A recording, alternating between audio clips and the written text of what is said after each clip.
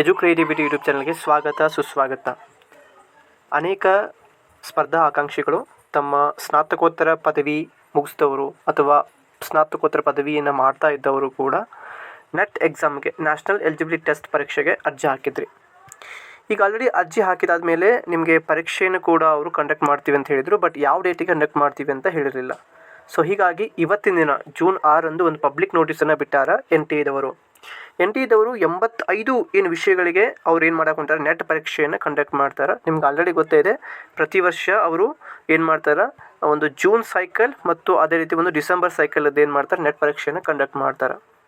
ಒಟ್ಟಾರೆಯಾಗಿ ನೀವು JRF ಅನ್ನು ಪಡಿಬೇಕತ್ತಾಗ ಅಥವಾ ನೀವು ಅಸಿಸ್ಟೆಂಟ್ ಪ್ರೊಫೆಸರ್ ಆಗಬೇಕಂದ್ರೆ ನೆಟ್ ಪರೀಕ್ಷೆ ಪಾಸ್ ಆಗಬೇಕತ್ತಾಗ ಅಥವಾ PhDಗೆ ಓನ್ಲಿ ಫಾರ್ ಅಡ್ಮಿಷನ್ PhD ಏನೋ ಸರ್ಟಿಫಿಕೇಟ್ ಬರೀಬೇಕಾದಾಗ ನೀವು ಒಂದೇ ಎಕ್ಸಾಮ್ ದಟ್ ಈಸ್ ನೆಟ್ ಪರೀಕ್ಷೆಯನ್ನು ಬರೀಬೇಕಾಗ್ತದೆ. ಹಾಗಾದರೆ ನಿಮ್ಮ ಒಂದು ವಿಷಯಕ್ಕೆ ಸಂಬಂಧಪಟ್ಟಂತಹ ಪರೀಕ್ಷೆಗಳು ಯಾವ್ಯಾವ ದಿನಾಂಕದಿಂದ ಅದಾವಂತ ನೋಡೋದಾದರೆ ಸುಮಾರು 5 ದಿನಗಳ ಕಾಲ ಅವರು ಪರೀಕ್ಷೆಯನ್ನು ನಡೆಸಲಿಕ್ಕೆ ಹೊಂಟಾರೆ.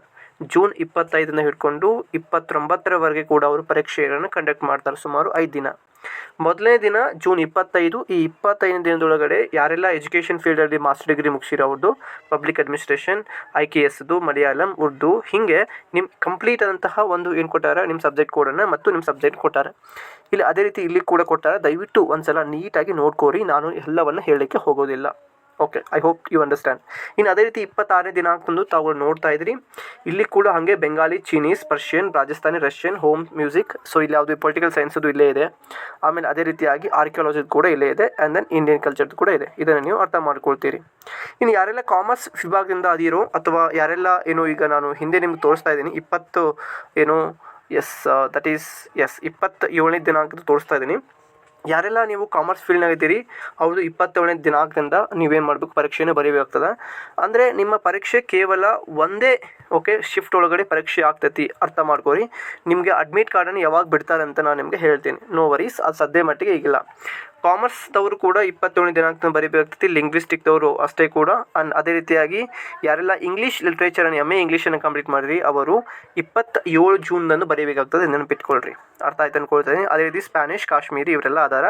ಸೊ ನಿಮಗೆ ಸಂಬಂಧಪಟ್ಟಂತಹ ವಿಷಯಗಳನ್ನು ದಯವಿಟ್ಟು ನೋಡ್ಕೋರಿ. ಮತ್ತು ಈ PDF ಅನ್ನು ನಾನು ಕೆಳಗಿನ ಡಿಸ್ಕ್ರಿಪ್ಷನ್ ಬಾಕ್ಸಲ್ಲಿ ಕೊಟ್ಟಿರ್ತೀನಿ, ತಾವು ನೋಡ್ಕೊಳ್ಬಹುದು.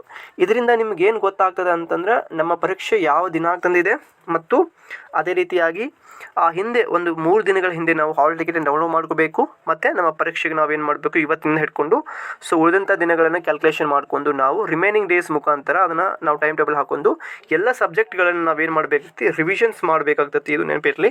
ಸೊ ಅದ್ರ ಮುಖಾಂತರ ನೀವು ಬೇಗನೆ ನಿಮ್ಮ ವಿಷಯನ ಕಂಪ್ಲೀಟ್ ಮಾಡ್ಕೊರಿ, ರಿವಿಷನ್ ಮಾಡಿರಿ, ಮಾಕ್ ಟೆಸ್ಟ್ಗಳನ್ನು ಕೊಡ್ರಿ.